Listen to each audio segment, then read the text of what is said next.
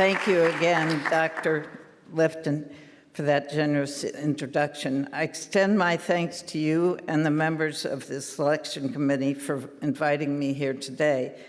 I would also like to acknowledge the presence of a very good friend and Rockefeller trustee, Marnie Pillsbury. As you know, she worked with David Rockefeller for many years. I am thrilled and proud to be here to help present Dr. Jennifer Doudna,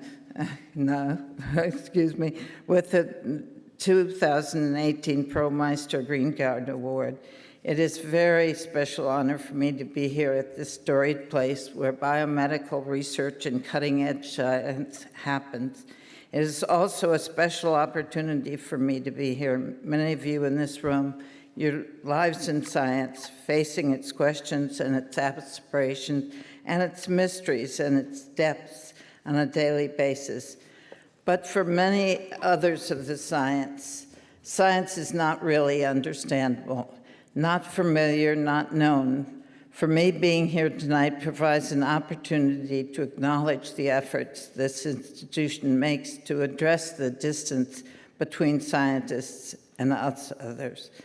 I know, Dr. Lifton, that the Rockefeller University has played a very special role in public life, not only because it advances science, but because it opens science to a broader understanding. The consciousness of this place, its conscience, if you will, has really impressed me. Your programs for parents, the institutes for high schoolers, the fellowships for college students, the art offerings, and here lectures are so much else. You do provide an open door at this university. Your Women in Science program, which inspires so much of us, is unique. And this prize, this special acknowledgement of women in science, is more of the unique ways in which a university connects science to society. There's so much happening here to show how seriously the Rockefeller University believes that science must be perceived as a public good by the public. I will talk briefly this evening about myself and my concerns in life because I have been asked to do that, as have earlier speakers at this prize celebration. I will talk about Dr. Doudna, whose evening this is, but first I want to talk about the prize itself, which was created by my friends, biophysicist Paul Greengard and his wife, the sculptor Ursula von Reidingsford, helped by other supporters of this great institution. Paul has spent much of his Nobel Prize-winning career studying how nerve cells communicate with each other in our brains. Ursula is a distinguished artist whose works include monumental cedar-based sculpture with subtle textured surfaces. Paul and Ursula both combine creativity with compassion in their work and in their lives. And as this prize makes clear, they also know that women need to work, to create, to find meaning in life, and work just as much as men do. This prize signifies their shared sense of the importance of discovery and the need to give women their chance at it. Thank you, Paul and Ursula. I've spent my life as an art collector and as a philanthropist. That has happened to me with the help of an art-conscious family and an art-rich community. My father collected Western art. My mother was a concert pianist. All four of my siblings have strong interest in the arts. My brother's in architecture, sculpture, and film. My sister in theater. Growing up, I had a deep and constant relationship with the Cleveland Museum of Art. I have a relationship still, even today, with that great museum of my girlhood. I think I learned during my childhood years how art can teach and how museums can provide energy and solace to young artists. These lessons have lived with me since. Certainly they were with me years ago when we started Studio in the School, a program that puts artist instructors in New York City public schools and when my foundation created internships in museums for minority college students, and when we helped foster an alternative spaces and museums in minority communities. I remain mindful of these lessons today when we find cultural projects in the Art for Justice initiative. In school and college and in graduate school, my most important mentors, many of them women, nourished my love of art and my love of helping others. I have been so fortunate to be able to collect and enjoy the work of painters and sculptors, printmakers and photographers. I have been fortunate to be able to support museums and other institutions to share works of art with the public through loans, exhibitions, and publications and education. In collecting art, I have long had a particular interest, a special interest in the work of minority artists, including women. And yes, women artists are a minority. Compared to men, few women get attention from the art world. Those who are recognized are seldom given solo shows or featured in group shows. The work of women artists sells for less and much less.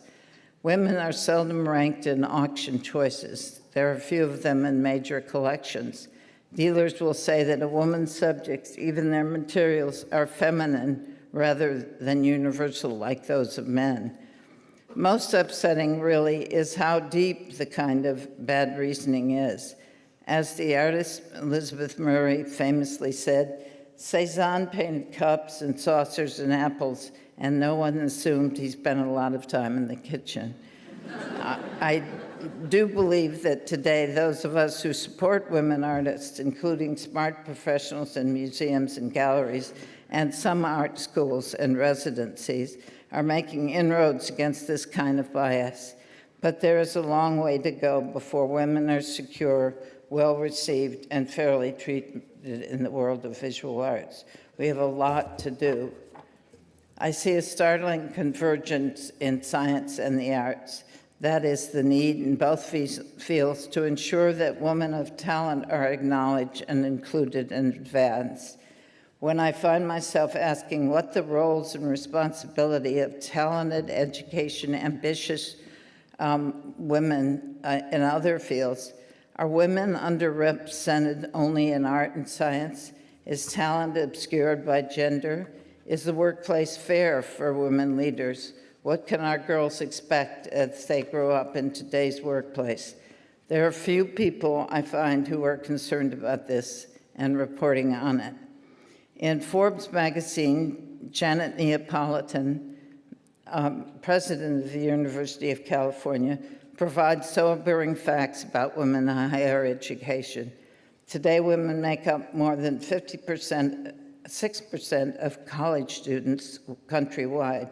But once in the job market, these college education women earn 80 cents of every dollar a man earns. Neapolitan writes, the gender pay gap has narrowed by less than half a cent a year since 1963, when the Equal Pay Act was signed for minority women. The ratios are worse, ranging from 54 cents to 63 cents for every male dollar. To put it simply, a woman with a bachelor's degree earns the same as a man with an associate's degree. When the giant business software company Salesforce invested millions to achieve salary parity across their workforce, they found to their amazement that equity actually returned. A significant factor was advancement practices, which favor men. A recent study by the American Association of University Women finds a sad finding to this sad story. College women graduate not only earn less on their jobs, women college graduates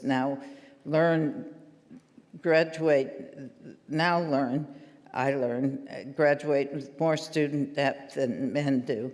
Women hold nearly 2/3 of the outstanding student debt in the country. In short, women college graduates earn less and owe more. On a different note, though, also a serious one, Forbes recently offered 8 unbelievable gender pay gap statistics. They looked at top athletes, top actors, and top CEOs.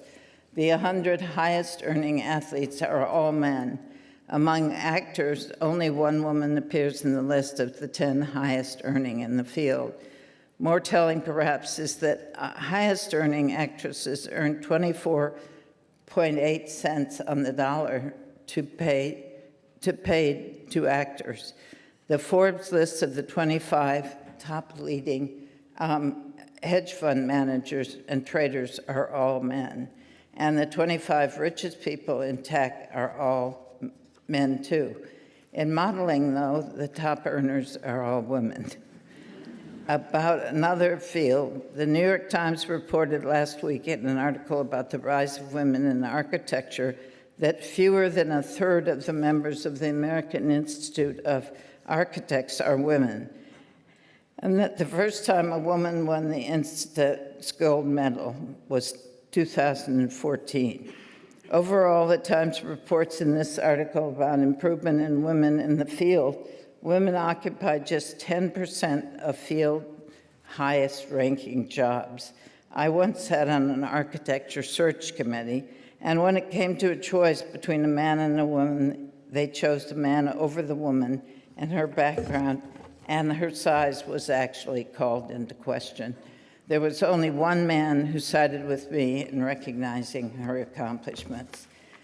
Politics, especially as we look ahead to midterm elections, there's considerable talk about the surge of women running for office. The 2018 midterms have set a record for the number of women candidates who have filed and for the number who have won primaries in House and Senate seats. The number of women winning primaries for the governor's office is also the highest ever, but reports the Times, it is possible that the number of women actually in office will remain the same or even decline. This is possible and even likely because women are running in House districts that favor the other party. And many women are challenging incumbents who almost always win. Exceptions for women running for governor are modest. One acknowledged observer is quoted, "When a woman is running to be the CEO, voters need more evidence, traditionally, to see that she's prepared for the role than they do with a man."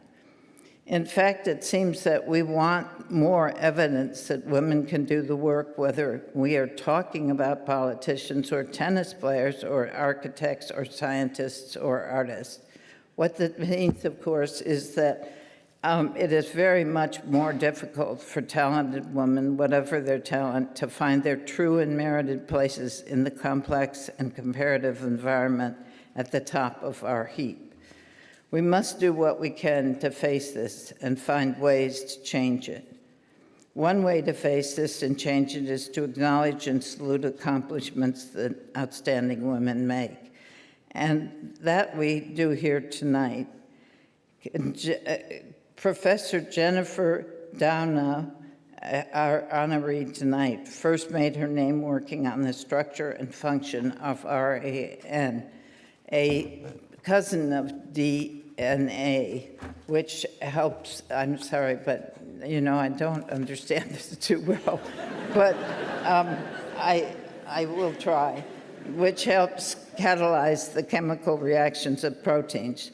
She has had a long career working out the chemistry underlying RNA's many biological function, motivated by the possibility that RNA might provide some clues about the very origins of life, and hopefully that these discoveries can help us address specific infections and diseases. What intrigues me and inspires me is that Dr. Doudna has discovered so much of her time to considering the ethical implications of how this science will be used. What also intrigues me is that the professor has thought of like a scientist since she was 13 years old. When she discovered biochemistry, she said that her father gave her the James Watson book about discovering the double helix of DNA. Her parents both inspired her, as did James Watson. She's also said that an important influence on her as a youngster was a lecture she heard at the time by a young woman scientist about cells and cancer. As an undergraduate at Pomona College, she was encouraged by Professor Sharon Pansonek, Women Research in Science Research, a woman successful in science research. These early encounters with women, the encouragement of her parents, her own determination, led our honoree to high hopes and high places. It is a signal pleasure to welcome her tonight as the recipient of this year's Pearl Meister Greengard Award.